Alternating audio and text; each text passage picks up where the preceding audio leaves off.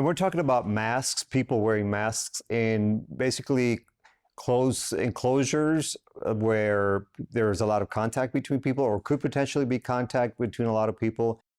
Yeah, so masks are very helpful when you cannot maintain social distancing. So staying when you cannot be more than 6 feet away from others, that's the best time to mask. Now, there are some people that are not good candidates for masking. Those would be children under 2, anyone with severe respiratory issues, or anybody that's unconscious and cannot remove the mask themselves.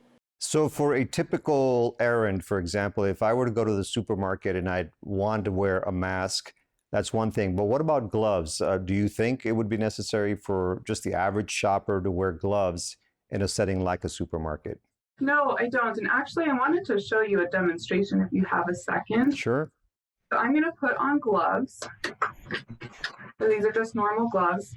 And I want you to think of this red paint as germs. So I'm going to touch the red paint with my gloves. And now I'm going to grab my cell phone, which I see people doing often when they're in the store. Those shopping apps are great for scanning barcodes and getting deals.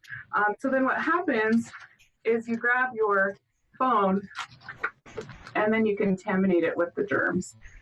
So it's really important that we don't touch any of our personal items when we have our gloves on. So between touching things, if you choose to use gloves, make sure that if you're going to touch your face or any of your personal items like your cell phone, your keys, your purse, your wallet, that your gloves have been removed and you've washed your hands. And it would seem difficult to imagine a scenario where somebody wearing gloves is not going to be touching their personal items. For example, if they go to the cashier to pay, they're going to reach into their wallet, into their purse, they're going to grab their car keys afterwards and so on, if they're wearing gloves. Exactly. I do not recommend wearing gloves for most people. Like I said, you may want to talk to your provider to see if that's something that you should personally be doing based on your own personal risk. But for the majority of people, you end up with situations like this.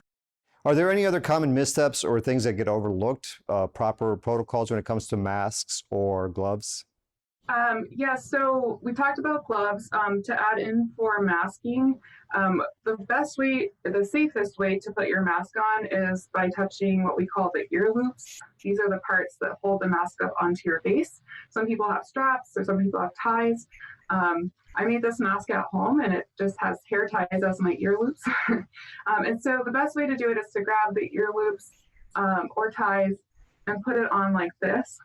Make sure that you have a good fit over your nose, that you completely cover your nose and your mouth. Some missteps that I see happening are people only wearing it to cover their mouth and not their nose. So that puts you vulnerable to inhale any kind of respiratory droplets. The other thing I see happening is people wear their mask under their chin.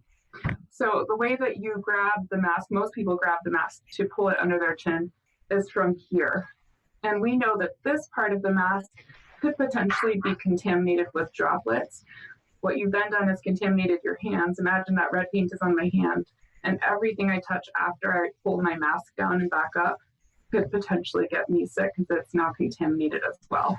What do you know about the availability of masks and gloves? If somebody wants to purchase one, quote, professionally made instead of trying to make something at home, are they available? Are they expensive? Can people find them right now? PPE across the globe is very hard to find, healthcare grade PPE, and all of the people that really need that PPE are using it to take care of very sick people. So CDC guidance actually does not recommend that we use healthcare grade masks. They actually encourage cloth masks for general public to use. And there's lots of resources out there on how to make your own out of things that you have laying around your house already.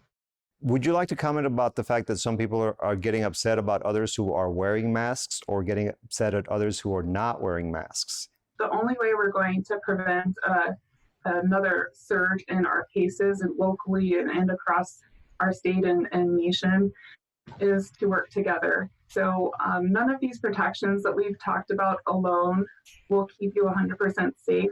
They all really work together to add layers of protection.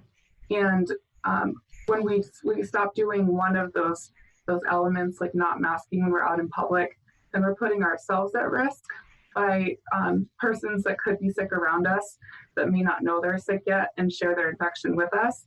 Or we could be spreading it if we're sick and don't know it ourselves yet to other people that are very immunosuppressed, like cancer patients or transplant patients.